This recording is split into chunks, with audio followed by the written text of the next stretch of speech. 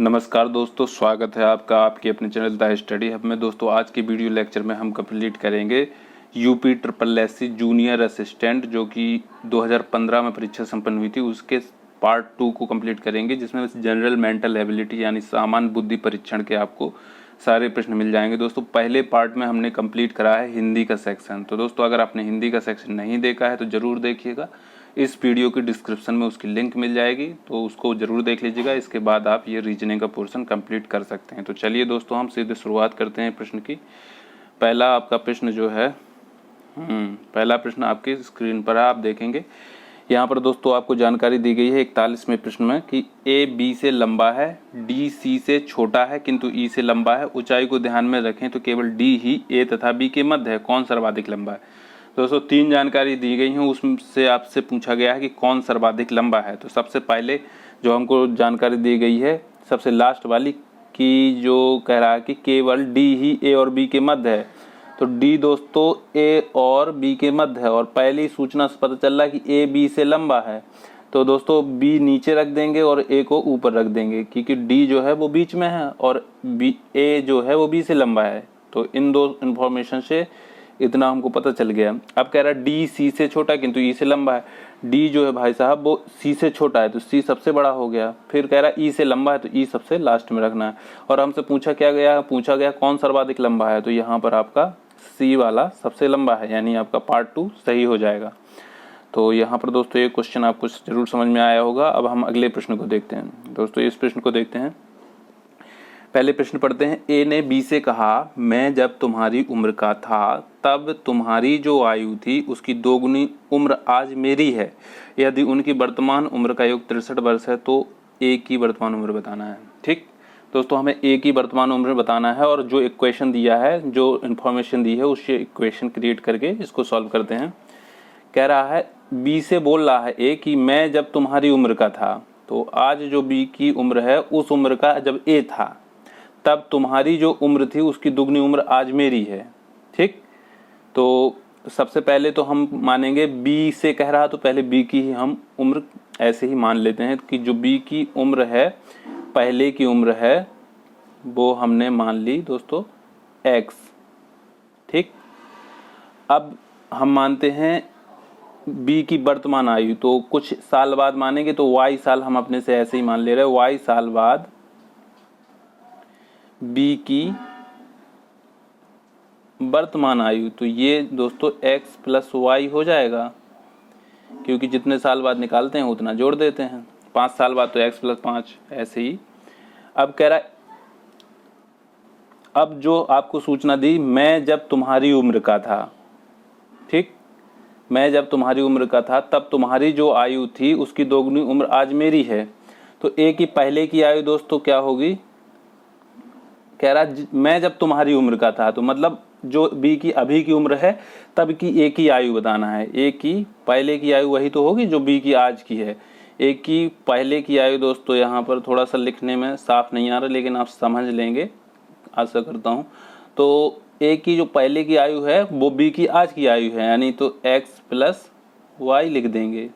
ठीक, ये हो गई। अब क्या कह रहा है, ए की वर्तमान आयु, तो कह रहा तब तुम्हारी जो उम्र थी उसकी 2 गुनी उम्र आज मेरी है। तो ए की आज की उम्र जानते हो क्या होगी। पहले जो ए की आज की उम्र जो निकालेंगे दोस्तों, पहले जो बी की उम्र थी उसकी दुगनी है, यानी 2x होगी। ठीक, और आज की उम्र इस इक्वेशन से भी निकाल सकते हैं दोस्तों। ए की पहले की आयु यहाँ से जो पता चल रही, इसमें हम कितना y और जोड़ देंगे तो आज की उम्र, तो यहाँ से एक इक्वेशन आपका बनेगा x प्लस वाई प्लस इसमें y और जोड़ दिया बराबर, ये दोस्तों y लिखा हुआ है, यहाँ पर आपका 2x हो गया। ठीक, तो इसको हम यहाँ मिटाते ऊपर लिखेंगे। यहाँ से दोस्तों आपका x से एक x चला जाएगा, यानी x बराबर 2y आ जाएगा। इतना भर याद रख लीजिएगा, x बराबर यहाँ 2y आ गया, एक इक्वेशन ए बन गया। और दूसरी लाइन में यहाँ पर कहता है कि यदि उनकी वर्तमान उम्र का योग 63 वर्ष है। तो दोस्तों वर्तमान उम्र क्या है आपकी, जो हम ए की अभी बी की निकाली थी हमने x प्लस वाई, ठीक, प्लस ए की जो निकल रही थी वो इसकी दुगनी 2x निकल रही थी। ठीक, बराबर 63 है। तो यहाँ दोस्तों जब सॉल्व करेंगे इसको हम x बराबर 2y रख देंगे, यहाँ पर 3x हो जाएगा और x बराबर 2y यानी 6y प्लस y यानी 7y बराबर 63। तो y बराबर दोस्तों 7 का डिवाइड करेंगे तो 9 आ जाएगा। तो हमको क्या निकालना है, तो a की वर्तमान आयु, दोस्तों a की वर्तमान आयु जो है वो 2x हमने निकाली है, 2x ही निकल रही थी ना, तो 2x बराबर 2y है। तो y की जगह हम रख देंगे 9, तो x बराबर यहाँ 18 हो जाएगा, गुणे 2 बराबर 36 साल निकलेगी। ठीक, तो यहाँ आपका जवाब हो जाएगा 36 ईयर। तो ये आपका सही हो जाएगा। अब हम नेक्स्ट क्वेश्चन देखते हैं। अगला प्रश्न है दोस्तों आपका,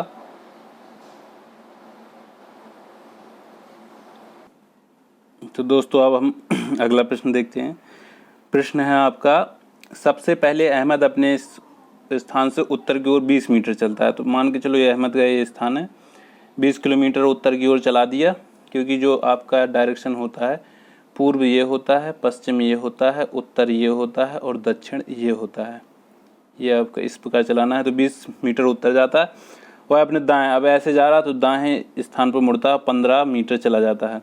फिर वह अपने पुनः दाएं मुड़ता है 20 मीटर, तो भाई ये यहाँ से इधर आ गया। ठीक, फिर इसके बाद कहता है कि तुरंत बाईं ओर मुड़ता है 25 मीटर, तो फिर यहाँ 25 मीटर चला गया। अब कह रहा है कि अब अहमद अपने स्थान से कितनी दूरी पे। दोस्तों 20 ये था, 20 ये था, तो सामने सामने ये पड़ रही है लाइन, 15 ये जोड़ देंगे प्लस 25 ये, तो 15 25 जोड़ देंगे, 40 मीटर दूरी पर। तीसरा आपका सही हो जाएगा। नेक्स्ट क्वेश्चन देखते हैं। यहाँ 44वें प्रश्न में दोस्तों आपको क्या करना है, श्रृंखला के लुप्त पद को ज्ञात करना है। तो यहाँ जो श्रृंखला दी गई है आपको 44वें प्रश्न में, यहाँ DCBA दिया गया, क्वेश्चन मार्क ZYXW दिया गया, फिर दिया गया है आपका SRQP। तो दोस्तों देख सकते हैं आप, जो श्रृंखला दी गई है वो घटते घटते एक एक माइनस हो रहा है, यानी इधर से ABCD +1 होगा, WXYZ हो रहा, PQRS हो रहा। उसी प्रकार दोस्तों जो आपका आंसर आएगा वो भी जो अंक आएंगे या जो आपको वो लिखना है ABCD के अंक डिजिट, ठीक, तो वो भी एक एक बढ़ के आ जाएंगे। तो यहाँ पर दोस्तों आप देखेंगे जी ये तो होगा नहीं, EFGH दोस्तों ये वाला, इसमें +1 ये वाला क्रम में लिखा है, बाकी G के बाद F लिखा है, ये तो ये एक क्रम में नहीं लिखे हैं। तो जैसे HGFE, ये इससे -1 घटाएंगे तो ये आएगा, -1 घटाएंगे ये आएगा, -1 घटाएंगे ये आएगा। तो दोस्तों ये आपका इस प्रकार श्रृंखला बन जाएगी। चौथा पार्ट यहाँ सही हो जाएगा।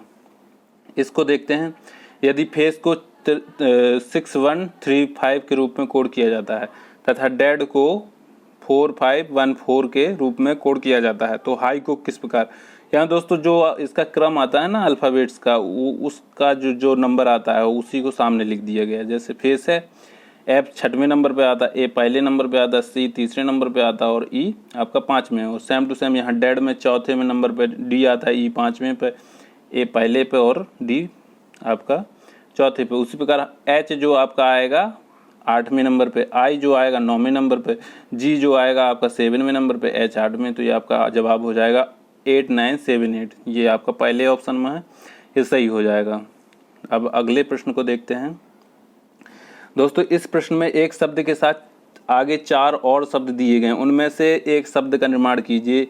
दिए गए शब्द के वर्णों से नहीं बनाया जा सकता है, उस शब्द का हमें निर्माण करना है। ठीक, जो दिए गए शब्दों से नहीं बनाया जा सकता। आपको दिया गया है कमेंटेटर्स, ठीक, इससे क्या नहीं बनाया जा सकता है। तो दोस्तों यहाँ पर मोमेंट देख लेते हैं, MOMENT, तो MOMENT ये बन जाएगा। कॉस्मोस देखते हैं, CO एक S लगाया, फिर M भी है, O भी है, S। तो दोस्तों S देख रहे हैं इसमें कमेंटेटर्स में केवल एक S है, जबकि अपन को चाहिए 2 S कॉस्मोस बनाने के लिए। तो यहाँ पर दूसरा जो आपका जवाब होगा वो सही होगा, ये आपका बनाया नहीं जा सकता है। अब अगला प्रश्न देखते हैं। यहाँ दोस्तों आपको दिया गया है चित्र। एक चौकोर कागज को मोड़कर चित्रित किया गया, जैसा कि प्रश्न आकृतियों में दिखाया गया है। कागज खोलने पर कौन सी आकृति दिखाई देगी। दोस्तों ये कागज है आपका पहले नंबर पे जो बना है, फिर इसको ऐसे मोड़ा गया, यहाँ छेद किया गया, यहाँ छेद किया गया, यहाँ किया गया, फिर इसको खोल दिया गया। तो दोस्तों कैसा ऐसा दिखेगा दूसरे नंबर में जैसा बना है, क्योंकि इधर का छेद जब ऐसे मुझे सीधा होगा ना, इस साइड का जो ये ऐसे सीधा करेंगे तो इधर इधर भी छेद आ जाएंगे, तो दूसरा आपका सही हो जाएगा। नेक्स्ट देख लेते हैं, कौन सी उत्तराकृति प्रश्नाकृति को पूरा करेगी। तो दोस्तों यहाँ जो आपको बताना है कि कौन सी आकृति प्रश्नाकृति को पूरा करेगी। तो जो चौथा नंबर है दोस्तों ये आपका पूरा करेगा। देखिए ये जो पार्ट है और ऐसे ही सेम टू सेम चौथे नंबर पे यहाँ लगा देंगे, ये आपका पूरा हो जाएगा। तो अब अगले प्रश्न को देखते हैं। यहाँ निम्नलिखित क्रम को पूरा कीजिए, सही आपको बताना है क्या भर दें कि ये एक क्रम बन जाए। तो आपका बी है, फिर यहाँ डैश लगा। तो दोस्तों जो पहला आंसर है इसको भर के देखते हैं। तो पहले हम सी भरा, फिर बी आपका ऑलरेडी है, फिर यहाँ खाली स्थान पे जो दूसरे नंबर पे यहाँ जी आ रहा तो जी भरा, फिर सी आपका है, फिर खाली स्थान है वहाँ पर आपका बी आ जाएगा, यहाँ से तीसरा उठाएंगे, फिर बी ऑलरेडी दिया गया है, जी दिया गया, खाली स्थान है वहाँ पर आपका सी आ जाएगा, फिर आपको बी पहले से दिया गया, फिर खाली स्थान है वहाँ पर बी आ जाएगा, फिर लास्ट में जी है। तो दोस्तों यहाँ पर आप देख रहे हैं इतना चार चार का एक समूह बना दे, सी बी बी जी, सी बी बी जी, सी बी बी जी, यानी जो पहला है वही आपका सही जवाब होगा, यानी सी जी बी सी और जी बी ये पहले ही ऑप्शन में दिए गए हैं, इससे आपका एक सही क्रम बनता है, तो यही आपका सही जवाब हो जाएगा। नेक्स्ट देखते हैं, प्रश्न आकृति उत्तराकृतियों में से किस में छुपी है। तो दोस्तों बताना है जो प्रश्न की आकृति है कौन सी आकृति में छुपी है। तो दोस्तों ध्यान से देखेंगे, ये जो पहली आकृति ही है इसी में आपका प्रश्न आकृति छुपी है, इसको थोड़ा ध्यान से ऑब्जर्व करना पड़ता है और आप खुद ही इसको प्राप्त कर सकते हैं। अब यहाँ पर दोस्तों दिया है लुप्त शब्द ज्ञात कीजिए। दूध कैल्शियम से जैसे मिला है वैसी दाल बताने किस चीज़। दोस्तों दूध में कैल्शियम पाया जाता है आप जानते हैं, तो दाल में पाया जाता है प्रोटीन। प्रोटीन की बहुत अच्छी स्रोत होती हैं दालें, तो यहाँ पर आपका जो सबसे सही आंसर वो प्रोटीन हो जाएगा, पहला नंबर सही हो जाएगा। नेक्स्ट देखते हैं, उत्तराकृति से चयन। यहाँ दोस्तों क्या बताना, पहली आकृति, दूसरी आकृति, तीसरी आकृति, चौथी आकृति। चौथी आकृति बताना है जैसे जैसे ये बढ़ती जा रही है। तो दोस्तों इसको देखिए कैसे करना है। जो पहली आकृति है उसमें आपकी लाइन है दो, एक ये है, एक ये थोड़ा ऊपर को है, और दूसरी आकृति में दोस्तों आपकी लाइन है चार, 1 2 3 4। तो यहाँ आपकी दूसरी आकृति में जो है 4 लाइनें हैं, पहली आकृति में 2 लाइनें हैं, तीसरी आकृति में देखते हैं 1 2 3 4 5 6 7, यहाँ 7 लाइनें हैं। ठीक, तो दोस्तों यहाँ पर +2 जोड़ के यहाँ 2 लाइनें आ गई, इसमें दूसरी में, और इसमें हमने +3 किया तो यहाँ 7 लाइनें आ गई। फिर जो नेक्स्ट आकृति आएगी उसमें +4 करना पड़ेगा, तो यहाँ पर दोस्तों 11 लाइनें। अब 11 लाइनें जिसमें हो आंसर में वो आपका सही उत्तर हो जाएगा। तो दोस्तों चौथे नंबर में आपकी 11 लाइनें हैं, जोड़ते हैं 1 2 3 4 5 6 7 8 9 10 11, तो आपका ये चौथा ही सही हो जाएगा। अब अगला प्रश्न देखते हैं, 17 बोगी वाली अंदर से जुड़ी एक ट्रेन के बीच के डिब्बे में एक खोमचे वाला है, वह 6 डिब्बे पीछे आकर अगले स्टेशन पर उतर जाता है।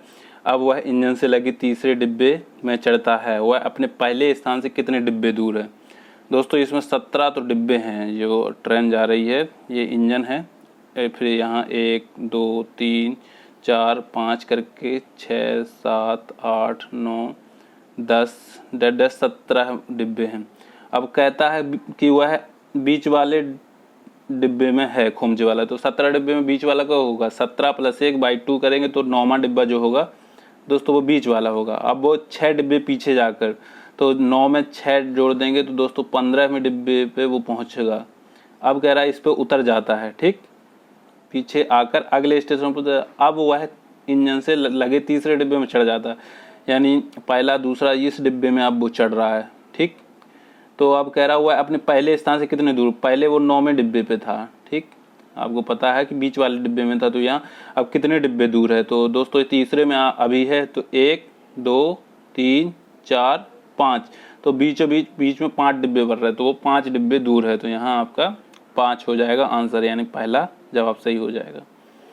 नेक्स्ट देखते हैं, इसमें कह रहा है इस प्रश्न में एक कथन समूह के साथ 4 वैकल्पिक निष्कर्ष दिए गए हैं, सबसे उचित विकल्प का चुनाव करना है। दोस्तों यहाँ 3 कथन दिए गए हैं, इनके आधार पर हम वैनारिक बनाते हैं। कुछ कपड़े कमीज हैं, यहाँ कुछ ये लिखा है कुछ कपड़े कमीज हैं, तो दोस्तों कुछ ये कपड़े बना लिए, ये कमीज, तो ये कपड़े हो गए आपके, ये कमीज, ठीक, कमीज हैं। अब क्या कह रहा है आगे, कह रहा है कि सभी कमीज सफ़ेद हैं, तो ये कमीज जो हैं वो सफ़ेद होंगी, तो यहाँ एक बड़ा सा वैनारिक बनेगा जिसका सफ़ेद बोलेंगे, क्योंकि सारे के सारे कमीज सफ़ेद के अंदर आ जाएंगे। फिर इसके बाद कह रहा है कुछ कपड़े लाल हैं, कपड़ों से कह रहा है कि कुछ कपड़े लाल हैं, तो यहाँ दोस्तों ये लाल का बना दिया। अब इसमें क्या कह रहा है कि हमें सही उत्तर का चुनाव करना है, क्या सही है। सभी कमीज लाल हैं, दोस्तों बिल्कुल भी गलत है, सभी कमीज लाल तो है ही नहीं है, यहाँ पर ये अलग है। दूसरे में अगर कुछ कपड़े सफ़ेद हैं, तो कुछ कपड़े सफ़ेद हैं, कुछ कपड़े कमीज हैं, कुछ कपड़े सफ़ेद हैं, तो सफ़ेद का ये है, तो हाँ कपड़े ये था दोस्तों, तो बिल्कुल सही है, कुछ कपड़े सफ़ेद हैं, आपका दूसरा जवाब सही हो जाएगा। नेक्स्ट क्वेश्चन देखते हैं, रेड को किसी कूट भाषा में 360 लिखा जाता है, तो ग्रीन को लिखा जा सकता है। तो दोस्तों यहाँ पर आप देखेंगे कि जो रेड है यानी RED को 360 लिखा गया, ये कैसे आया होगा, पहले तो इनका क्रम देख लेते हैं। दोस्तों जो R आता है वो 18वें नंबर पे आता है ABCD में, E 5वें नंबर पे आता है, और D जो आता है दोस्तों वो 4थे नंबर पे। तो इसको गुणा करते हैं दोस्तों, 5 चौको 20 हो जाएगा, गुणे 18, 18 दूनी 36 यानी 360, क्योंकि इसको जो 360 दिया गया ना, तो यानी इन जो क्रम है उनका सबका गुणा कर देते हैं तो आपका सही उत्तर आ जाता है। तो इसी प्रकार ग्रीन का क्रम देखते हैं, GREEN, तो ग्रीन में दोस्तों G आपका जो है वो आपका है 7वें पे, R है 18वें पे, E है 5वें पे, फिर E 5वें पे, और N है 14वें नंबर पे।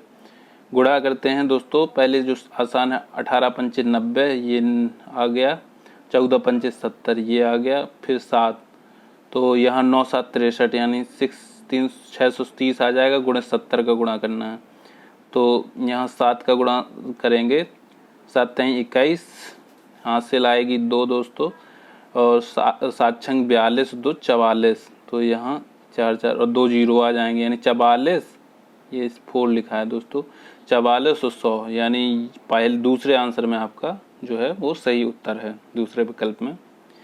नेक्स्ट देखते हैं, अब यहाँ पर दोस्तों हमें बताना है 56वें प्रश्न में, निम्नलिखित अक्षरों का कौन सा समूह अन्य समूह से संबंधित नहीं है। तो क्रम देख लेते हैं, जैसे KIMP ही लिखा है यहाँ पर, तो K दोस्तों है 11वें पे, I है 9 पे, M है 13वें पे, P है 16वें पे। तो दोस्तों यहाँ -2 हुआ, फिर यहाँ पर +4 हुआ, और यहाँ पर फिर जो है +3 करना पड़ा, ये है। अब HEIL का देखते हैं, तो दोस्तों HEIL में ये 8वें पे है, HE जो है आपका 5वें नंबर पे आता है, I 9वें पे आता है क्रम में, और L 12वें पे। तो यहाँ -3 करना पड़ रहा है, जबकि यहाँ भी -3 ही था, और फिर इसके बाद यहाँ पर +4 करना पड़ रहा है, और यहाँ दोस्तों -2 था, 11 से 2 जाएगा, और यहाँ जो है आपका +3 करना पड़ रहा है। तो ये इससे तो डिफ़र है। अब जो तीसरा नंबर आएगा वो तो या इस पहले रूल को फॉलो करेगा या दूसरे रूल को। अगर दूसरे रूल को फॉलो कर रहा तो पहला आंसर हो जाएगा, अगर पहले रूल को फॉलो कर रहा तो दूसरा आंसर हो जाएगा। तीसरा आप देख लेते हैं, FCGF। तो जो आपका F है, F दोस्तों आता है 6वें नंबर पे, C तीसरे पे, G 7वें पे, और J आता है 10वें नंबर पे। ठीक, तो -3 हो रहा है दोस्तों, यहाँ प्लस जो है आपका 4 हो रहा है, C से ये 7 आ रहा, और यहाँ पर +3 हो रहा, तो यानी ये दूसरा और तीसरा मैच हो रहा। तो दोस्तों चौथा भी इसी से मैच होगा, यानी पहला आपका जो है वो हो जाएगा सही जवाब, क्योंकि पहला जो है वो सबसे अलग है, -2 हो रहा था इसमें, जबकि सब में -3 हो रहा पहले ही। अगला प्रश्न देखते हैं दोस्तों, इसमें विलुप्त संख्या प्राप्त करनी है। 4 9 2 दिया गया है, तो यहाँ पर दोस्तों गुणा करते हैं, 4 दूनी 8 +1 ऐसा हो सकता है, 8 दूनी 16 +1 करने पे तो ये कभी नहीं आएगा। तो दोस्तों जोड़ते हैं हम इसको, तो 9 और 4 जोड़ते हैं 13 और 2 15। तो दोस्तों इसमें जोड़ 15 आ रहा है। अब नीचे वाले को जोड़ते हैं तो 8 1 9 और 6 15, इसमें भी 15, तो दोस्तों बीच वाले में भी 15 होगा। 7 3 10 और 5 और यहाँ आ जाएगा तो आपका 15 हो जाएगा, यानी आंसर आपका चौथा होगा 5 जो है। अगला प्रश्न है, यदि a है माइनस, b है प्लस तथा c है गुणा तो 5c 4 इनका मान बताना है दोस्तों। तो जो कह रहा है वो कर दो। 5c का जो कह रहा है c है गुणा तो 4 कर दिया, और a मतलब कि माइनस 2b का मतलब है प्लस 3 और b का मतलब है प्लस 6। ठीक, 5 चौका 20 माइनस 3 2 3 प्लस 2 करेंगे तो 5 हो जाएगा, प्लस 6 हो जाएगा। यहाँ दोनों आपस में घट जाएंगे, 6 से 5 1 आएगा प्लस का, और 20 से जुड़ेगा तो 21 से 2 है, आपका आंसर हो जाएगा। चौथा जवाब आपका सही हो जाएगा। अगला प्रश्न देखते हैं। यहाँ पर कह रहा है कि यदि प्लस का तात्पर्य है से बड़ा, तो दोस्तों a प्लस बी लिखा है ना, तो a ग्रेटर देन b हो जाएगा। अब कह रहा है माइनस का अर्थ है से छोटा, तो a b माइनस c लिखा है, तो इसका मतलब हो जाएगा b लेस देन c, यानी दो चीज़ें निकल रही, a बड़ा है b से और b छोटा है c से। तो यहाँ पर दोस्तों a और c दोनों का गुणा करवाएंगे तो आपका निकलेगा, यहाँ पर जो आपका आएगा a और c का दोनों का मल्टीप्लिकेशन करवाएंगे तो A C is greater than B square. ठीक, तो फिर A C plus B square आपका जवाब हो जाएगा, क्योंकि जो बड़ा है, बड़ा का जो चिन्ह आ रहा है ना, ये आपका प्लस का मतलब होता है। जैसे यहाँ हमने बड़े को प्लस में चेंज किया था, इसीलिए इस ग्रेटर देन को प्लस में चेंज कर लेंगे। तो A C plus B square, दोस्तों ये पहला जवाब आपका सही हो जाएगा। नेक्स्ट देखते हैं। 3 की वैल्यू 7 दी गई है और 8 की वैल्यू 12 दी गई है और 9 की वैल्यू 13 दी गई है, तो 7 की वैल्यू आपको बताना है। दोस्तों 3 से 7 बना दिया प्लस 4 जोड़ा था इसने, 8 से 12 बना दिया प्लस 4 जोड़ा था, 9 से 13 बना दिया प्लस 4 जोड़ा था, तो 7 से प्लस 4 जोड़ेंगे तो 11 आ जाएगा आपका सही जवाब। ठीक, तो दोस्तों ये आपका जो है यहाँ तक पार्ट 2 कंप्लीट हो गया, और अगले वीडियो लेक्चर में हम पार्ट 3 में सामान्य ज्ञान के जो प्रश्न हैं वो कंप्लीट कराएंगे। तो दोस्तों पार्ट 2 में आपने देखे होंगे जो जीएस के प्रश्न आए, वो रीजनिंग के जो प्रश्न आए थे वो किस लेवल के थे, तो आप इनको प्रैक्टिस कर सकते हैं। दोस्तों आगे जो भी प्रश्न पत्र संपन्न कराए जाएंगे उनका भी लेवल यही रहेगा यूपी के, तो ये यूपी के लिए बहुत ही उपयोगी प्रश्न रहेंगे। तो अब नेक्स्ट वीडियो लेक्चर में फिर से मिलेंगे, तब तक के लिए जय हिंद जय भारत।